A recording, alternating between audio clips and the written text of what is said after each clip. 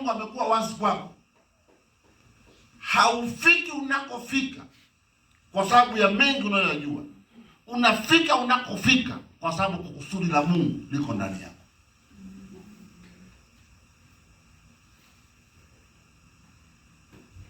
Na nikusaidie,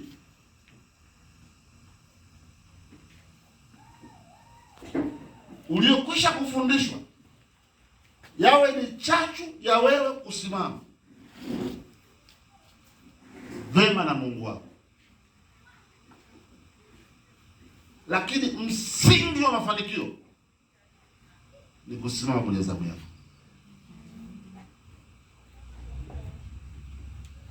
Haleluya. Na mtu mmoja amekuja ndani mwana hasira. Sema korofishana nani? Ana hasira.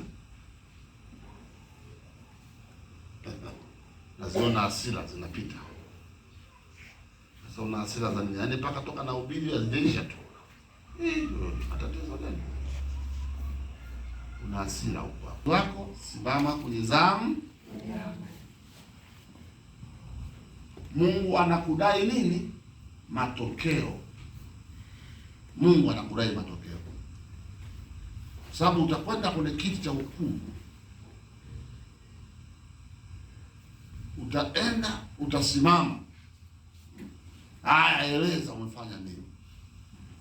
Wewe unaanza kusimama. Unajua Mama Joseph atanikwamisha. Mbona hiyo kanuni kule haina? Hiyo kanuni kule mbona hakuna? Unajua mimi mume wangu mimi, unajua mimi mke wangu mimi, yani ulinipa jaribu kweli. Hiyo kanuni haipo. Mtakuwa mmelala wawili, mmoja anatwaliwa, mwingine anaacha. Hiyo hujaelewa tu kwamba ndio sio kwa zamu yako. Alafu utaposimama kwenye zamu yako, usiruhusu mambo yaumize moyo wako. Mfanye ila kuna hiyo zamu yako unatakiwa usimame, usikie Mungu atakwambia nini.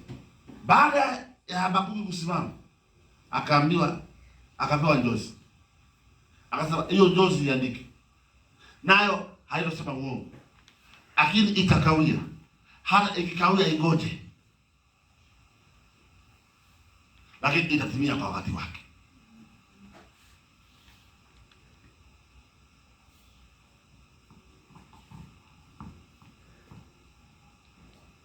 Mungu pekee yake ndio ambaye anaweza kuvuruga ratiba zako.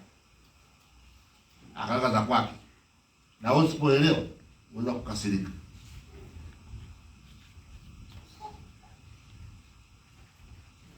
Unaweza kupanga, unasema kwenye maisha yako kwamba mimi mwaka huu nitahakikisha na milioni 30. Hapo unamaliza milioni 1 yenyewe upate.